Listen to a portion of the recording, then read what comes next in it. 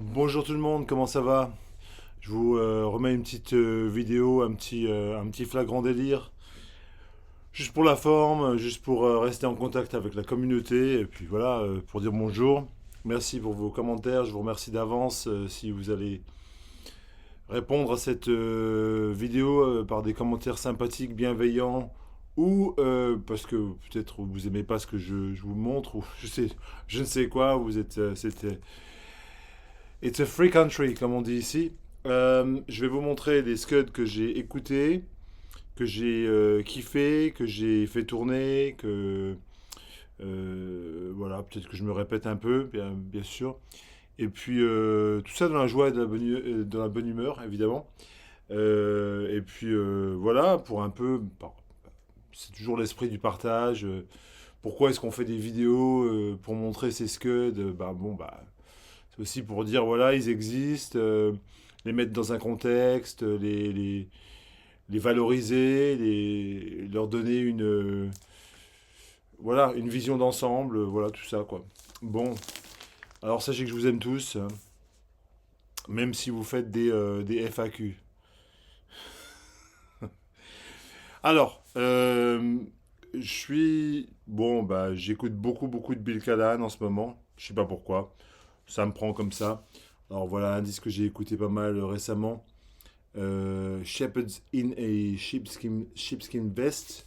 Ça, c'est son album qui était sorti en 2019, donc assez récent, un double album qui est tout à fait dans une lignée Bill Callahan, tout ce qu'il y a de plus traditionnel avec son côté un peu folk, country folk, indé, un peu détaché, ce côté un peu désinvolte. C'est ça, c'est exactement ça, Bill Callahan. C'est le son de la désinvolture. Moi, je le compare un peu à un Leonard Cohen, mais pas, parce qu'il y a des gens qui m'ont dit oui, mais sa voix ressemble plus à. Mais quand on l'écoute, il a un espèce de. Il y a une ironie dans la voix qui me fait penser à Cohen, c'est ça. Je vous recommande cet album vivement, c'est sur Drag City. Je sais pas si vous trouvez ça là où vous êtes. Euh, alors, voilà quelques disques que j'ai écoutés cette semaine à la va-vite. Je vais en parler très vite, hein, il n'y a rien de fracassant. Alors, ceux-là, c'est très rapide. J'ai ressorti le second album de Portishead que j'adore. Moi, je voulais juste réécouter un petit peu. Voilà, Only You, All Mine, Undenied. En fait, j'ai écouté un podcast où il y avait quelqu'un qui parlait du live de Portishead au Roseland que j'adore, que j'ai depuis c'est sorti en 98 en fait, parce que je l'avais acheté quand il était sorti. Et ça m'a fait ressortir ça, voilà. Bon, tout le monde connaît Portishead, hein, on va pas non plus s'étendre là-dessus. Mais il y a une chanson là-dessus qui s'appelle Morning Air, que j'adore. Et voilà, c'est mélancolique, voilà, il y a une tristesse dans cette voix de Bev Gibbons. Voilà. Je me suis tapé un petit délire Kid A amnésiaque, donc je vais pas les sortir, hein, mais bon. Alors après, vous voyez bien le topo, quoi. C'est deux albums fabuleux. Kid A, un changement de direction total pour Radiohead, quelque chose de. C'est pas un virage à 180 degrés, quoi. Où ils ont abandonné les guitares au profit des synthés, des séquenceurs et je ne sais, j'en passe. Et puis Amnesiac, ce sont les rejets, en fait, les phases B, on va dire, quasiment. Mais il y a des gens qui vont vous dire qu'Amnesiac est meilleur que Kid A, et bon, il y a des jours où je le pense. Je veux dire, voilà, Pyramid Song, You and Whose Army, enfin, I Might Be Wrong, enfin, c'est génialissime, quoi.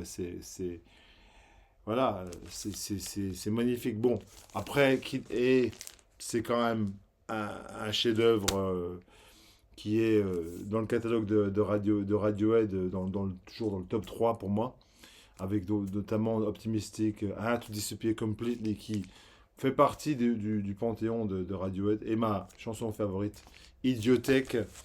Ce sont des albums qui sont sortis en 2000 et 2001, enfin voilà, c'est ça. Bon, c'est là. Je peux en parler pendant 3 heures. Je me suis tapé un petit délire Bob Dylan. Ça, c'était un petit shout-out, un petit salut à mon pote Cédric, dont je parle quasiment à chaque vidéo. Et Cédric, il a fait une foire au disque là où il habite aux États-Unis. Et il a trouvé un pressage original de ce disque-là. Another Side of... non, The Freewheeling Bob Dylan, pardon. Donc voilà, ça c'était un pressage peut-être original, mais australien. Pas un pressage original original. Et ça me l'a fait jouer. C'est vrai que c'est magique, cette musique. Il y a une voix, il y a un esprit. Enfin voilà. Même si Dylan, c'est pas vraiment chanté de la façon traditionnelle, c'est magique. Et donc ça m'a fait ressortir voilà, des petits scuds. Je vais pas vous passer 3 heures là-dessus. Mais donc, Bring It Back Home de 65. Et puis ce magnifique Another Side of Bob Dylan. Moi, je sais pas, j'adore ces disques. Moi, je suis fan, j'adore. Donc voilà. Je peux en parler pendant 3 heures. Alors ensuite, ce scud deux scuds de folk de la scène anglaise. Enfin, oui et non, pas tout à fait. Donc j'ai pas mal écouté ce disque de Roy Harper. Folk Joke Opus, il s'appelle. Ou si vous n'arrivez pas à lire ça, vous direz ça. Roy Harper, donc Roy Harper, c'est un des grands, bah, j'en ai parlé dans ma dernière vidéo, il me semble, un des grands de la scène britannique, du renouveau du folk anglais. Mais Roy Harper, il y a toujours un côté un peu plus expérimental, avec ce folk qui tire un peu plus sur le progressif. On n'est pas dans la même école que des choses comme Fairport Convention ou John Martin ou des choses comme ça. On est quand même dans un, voilà, je pense qu'avec Roy Harper, on est plutôt dans le folk qui rencontre peut-être un peu l'école de Canterbury, des choses qui sont un peu plus abstraites. Mais c'est un album qui est magnifique. Alors, il y a un magasin du coin qui proposait cette réédition là pour 30 balles. J'ai pas pu résister. Genre, j'ai déjà pas mal d'albums de Roy Harper dans mes étagères. Et puis celui-là, je l'avais pas. Et puis je me suis dit, tiens, je vais le choper. En fait, il est magnifique. Puis bon, réédition ou pas, quoi. Je veux dire, parfois, c'est ce qu'on trouve, hein. On prend ce qu'on trouve parfois. Et puis parfois, quand c'est pas cher comme ça, on se laisse un peu tenter. Voilà, la semaine dernière, j'étais sur un stream avec Romu. Et puis, il y a un pote là, un Écossais là, qui m'a rappelé cet album que j'avais pas écouté depuis des lustres. Donc, c'est Jackson C. Frank.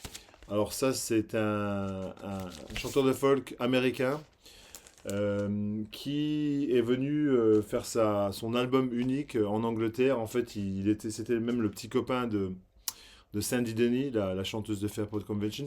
L'album a été enregistré et produit par Paul Simon. Et en fait, malgré le fait que ce soit un Américain, il y a quand même un côté très folk anglais de cette scène-là qui ressort Alors c'est un album de folk un peu country, un peu bluesy, qui est magnifique du début à la fin. En fait, c'est un chef-d'œuvre, hein, Blues Run the Game. Don't Look Back, Milk and Honey, enfin ce sont que des classiques, hein. C'est My Name is Carnival, si vous voulez entendre une chanson qui est superbe. Donc voilà, ça c'était une réédition des années, ça fait très longtemps que je l'ai, hein, 2004. Ouais, donc c'est un album que j'ai depuis longtemps, mais je me rappelle plus quand je l'ai acheté, mais ouais, ouais, 2004, ça me paraît juste 2004-2005. Et je sais pas si ça a été réédité encore une fois depuis, mais l'original c'est introuvable, hein, de ce truc-là, mais c'est du folk de la scène anglaise, mais joué par un Américain et qui a un talent fou, et puis après qui a plus rien fait et qui nous a quittés tragiquement, mais c'est magnifique. C'est magnifique. Alors voilà un scud que j'ai récupéré il y a 2 jours. My Waldron, Candy Girl. Alors ça c'était un album qui était vraiment jamais sorti officiellement. C'est My Waldron qui est un pianiste américain génialissime qui se met au piano électrique parce qu'il a fait quelques disques un peu funky et qui fait un disque avec le Lafayette Afro Rock Band, donc le groupe américain qui était basé à Paris. Et voilà, c'est un disque super funky, super light, super léger en esprit, quoi. Et la chanson, évidemment, Candy Girl, c'est la chanson qui.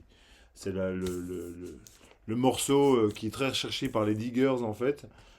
Et il a été réédité cette année par Struts. Et je vous encourage, parce que la réédition est fabuleuse. Ça date de 75. Voilà, c'est du jazz. Voilà, c'est ça. C'est du jazz funky, avec des touches un peu légères. On est dans un univers un peu entre, on va dire, Herbie Hancock. On a un petit peu de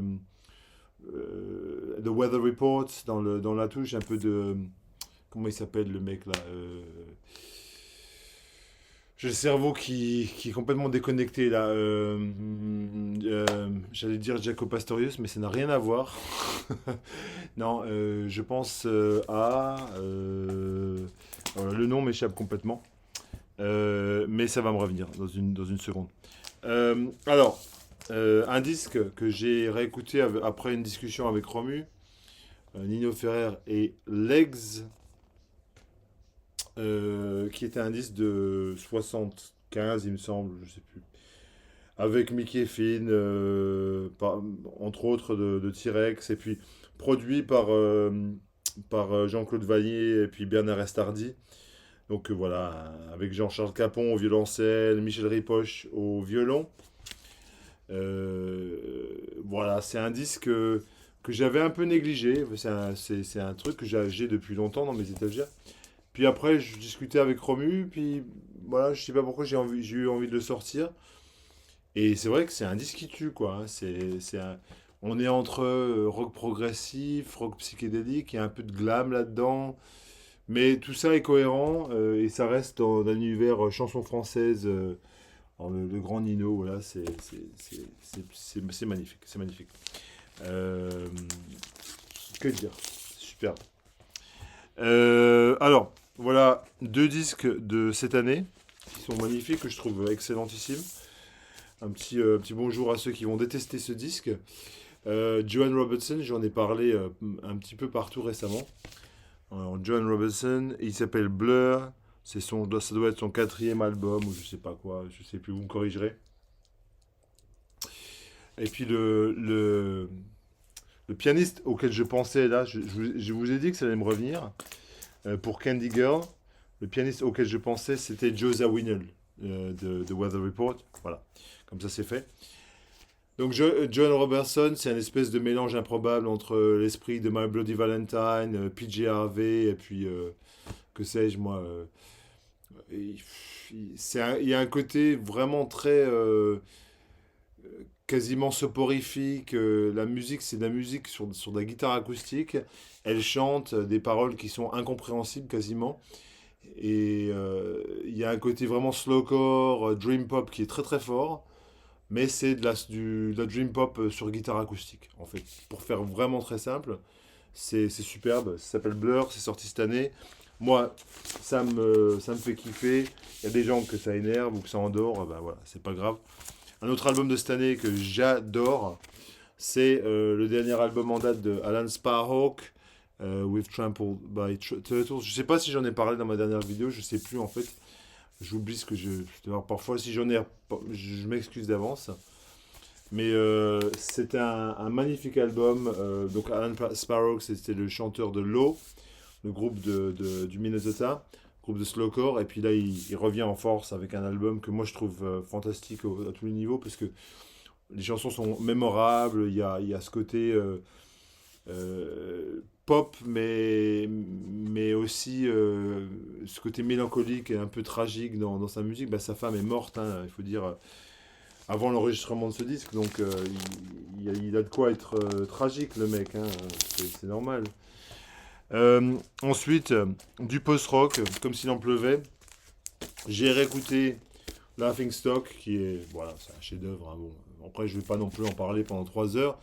Talk Talk, donc le groupe qui a quasiment inventé le post-rock, on peut dire, hein, c'est clair, avec Spirit of Eden et puis Laughing Stock, la musique qui à l'époque n'avait rien à voir. Hein, je veux dire, quand ils ont présenté ces albums à Polydor ou EMI, je ne sais plus avec qui ils étaient, je crois que c'était EMI à l'époque, ils ont présenté ces albums, la compagnie de disques a juste halluciné parce qu'en fait, Talk Talk c'était de la pop super efficace. On avait des albums, les trois premiers albums, enfin surtout le deuxième et le troisième, The Color of Spring, c'est un album, c'est magnifique. Je dirais que c'est mon préféré peut-être des Talk Talk, le troisième, parce qu'en fait c'est le pont entre la musique pop des années 80 et puis la musique expérimentale qui va suivre dans enfin, l'année 90, donc ça quoi. Mais là, pour le coup, on a ce mélange entre la musique de Cannes, de Miles Davis, de la musique expérimentale du label ECM.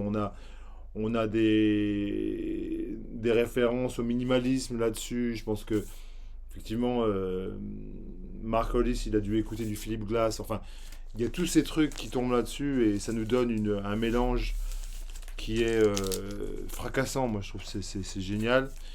J'ai écouté et réécouté Tortoise, donc on en a parlé, le dernier album de Tortoise, et ça m'a fait ressortir ce disque-là, dont personne ne parle, hein, ou quasiment personne. Petit bonjour à Clément s'il nous regarde, et puis il y a des gens comme ça qui vont apprécier. Directions in Music, donc c'est Doug Sherin, Bundy K. Brown et James Warden.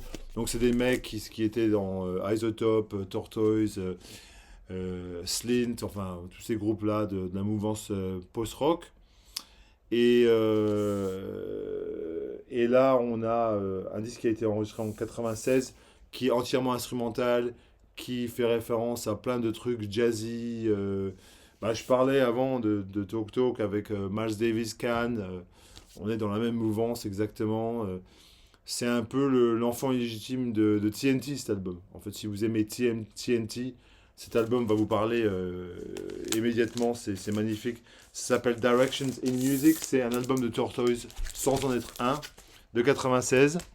Et puis je vais finir avec un petit rayon psychédélisme. Parce que voilà, j'ai sorti pas mal de disques de psyché là récemment. Alors des disques de psyché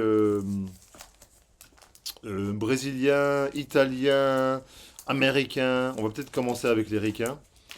Et puis après on va voir, on va visiter les autres. Donc alors, on va faire simple. Donc voilà un disque qui tue. Enfin bon, tout le monde devrait connaître ça à mon avis quoi. J.K. Co. Je suis désolé pour la lumière est pas terrible. Donc J.K. Co. Donc J.K. c'est un mec.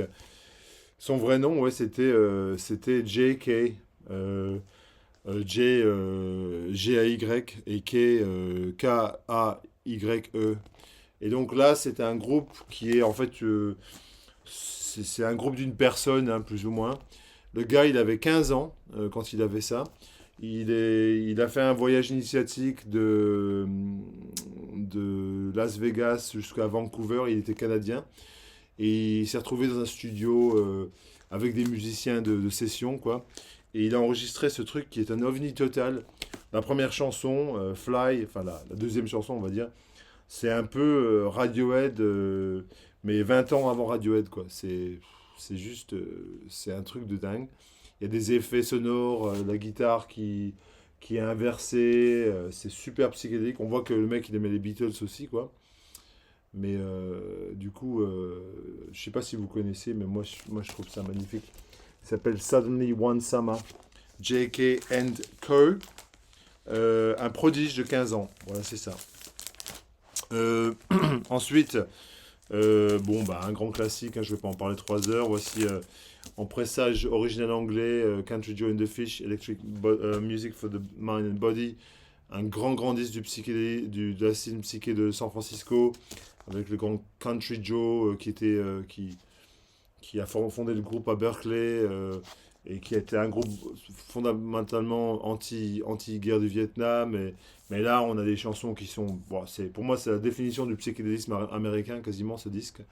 C'est un de mes préférés. J'adore depuis toujours, quoi. Je suis, ça fait 20 ans que je l'ai 25 ans que je l'ai découvert et je l'adore toujours.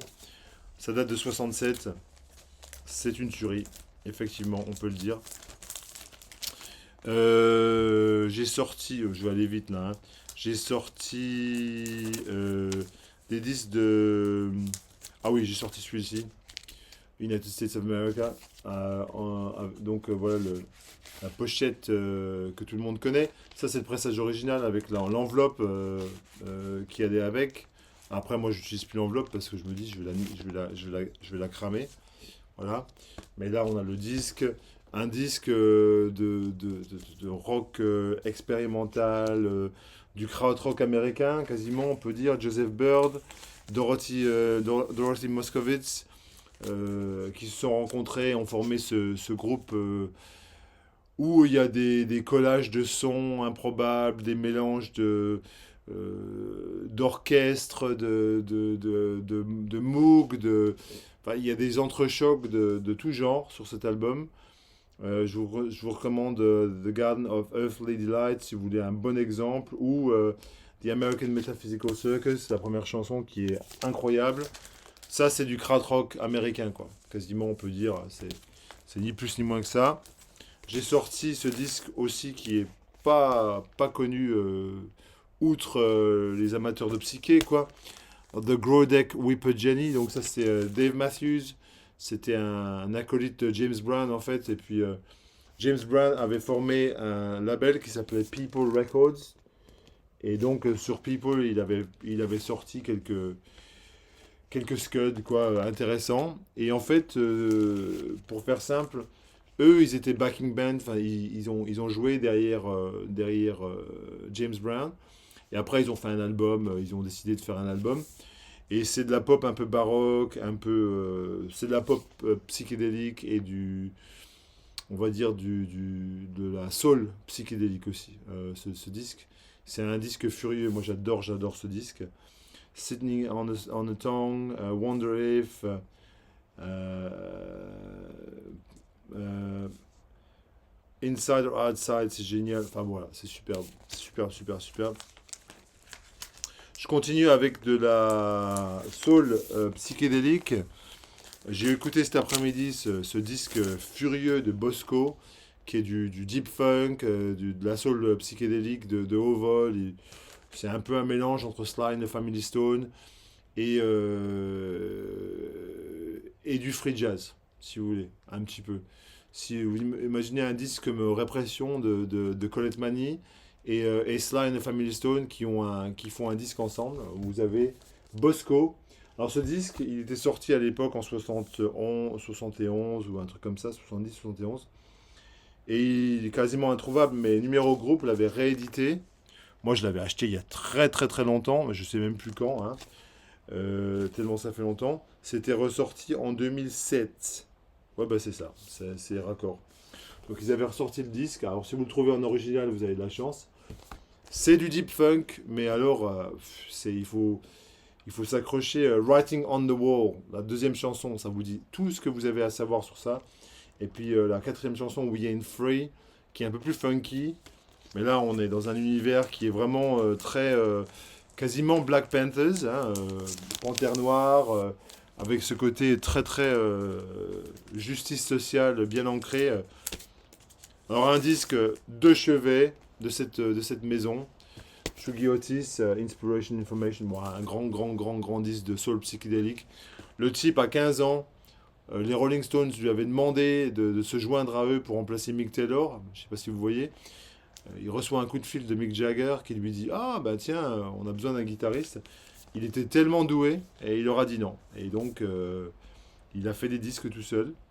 Et son meilleur disque de loin, c'est celui-là pour moi, Inspiration Information. Et je vous encourage à écouter la chanson titre qui est hallucinante de beauté et de créativité, tellement funky. Enfin, c'est un truc de ouf. Shugi Otis, c'est sorti en 74 et c'est de la soul psychédélique de haut vol.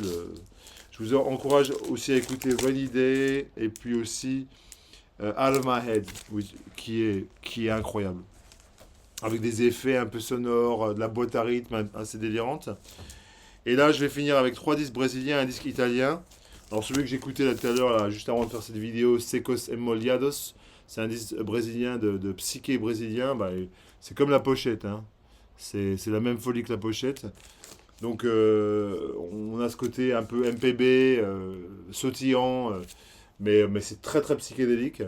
Donc on est dans un univers, je sais pas, c'est comparable à des groupes psychés anglais de l'époque, en fait, si vous voulez. Donc ça c'est sorti en 60, oh je sais plus, 70, 71, 72, 72 peut-être, j'ai l'impression. 73, pardon, voilà, 73. Secos Moliados, voilà. Et puis voilà, écoutez par exemple Sangue Latino qui est excellentissime, mais pas que, hein, il y a plein de chansons qui sont incroyables là-dessus. Moi j'avais découvert ça à travers une compilation de Soul Jazz Records il y a des années, et puis bon, j'adore quand je suis. Alors un disque voilà, que je connais par cœur, le premier disque de Tropicalia que j'ai acheté toute ma vie, Mutantes, Hoje Mutantes, a Divina Commedia ao Ando Meio Desligado, donc une comédie divine où je marche euh, euh, déconnecté. Voilà, c'est ça. La chanson titre, magnifique. Meo refrigerador não funciona, mon réfrigérateur ne fonctionne plus. Hey Boy, enfin, pour moi, c'est une espèce de version brésilienne délirante de Janis Joplin en fait. Il y a ce côté très, voilà, voix, soul. Bon, alors, pour ceux qui connaissent pas, Hoje Mutante, c'est vraiment le groupe, l'âme de la Tropicalia, un mouvement musical, culturel des années 60 au Brésil, de résistance au pouvoir, à la junta militaire à la junte militaire en place, qui les a empêchés de s'exprimer. Ils ont même exilé des gens comme Joao Gilberto, enfin oui, et puis pas Joao Gilberto, si, Gilberto Gil, et c'est qui l'autre? Gilberto Gil et Joao Gilberto ont été exilés du Brésil, ils ont été envoyés en Angleterre parce que voilà, ils exprimaient des idées politiques qui étaient contraires au régime. Un classique de chez classique, Novos Baianos, donc un groupe de Bahia. Ça, c'était un pressage original par contre, qui est un des trésors de ma collègue, hein, moi je dirais facilement. Hein. Novos Baianos, c'est un groupe de samba psychédélique, Akabu Chorar, donc arrête de pleurer dans le texte. Voilà, un disque essentiel à mon avis de samba jazz, samba psychédélique. Voilà, 72 je crois. Et le dernier, et pas des moindres, un disque italien de prog psyché qui vous laissera sur le cul. Je parle donc de Lucio Battisti, Anima Latina, donc âme latine. Donc voilà le nom du cum. Lucio Battisti, voilà le nom du disque, si vous voulez savoir. Une pochette qui est enfin, voilà, c'est magnifique, quoi. Faut dire la vérité. Donc là, on a un disque qui combine un peu du rock progressif, du rock psychédélique, de la chanson italienne traditionnelle. Il y a un côté ténébreux. Enfin, il faut écouter la première chanson pour ça va tout vous dire sur le truc. Ça commence d'une façon très, en fait, presque amorphe. Ça commence vraiment très lentement et tout d'un coup il construit cette atmosphère qui est insoutenable quasiment, c'est du psyché, bon, c'est magnifique, ça date de 72 aussi il me semble, et c'est tout ce que je dirais pour aujourd'hui, parce que j'en ai assez dit. Et puis voilà, j'espère que ça vous aura plu. Laissez-moi quelques commentaires si vous pouvez, et puis sinon je vous revois très bientôt. Alors ciao tout le monde et puis portez-vous bien.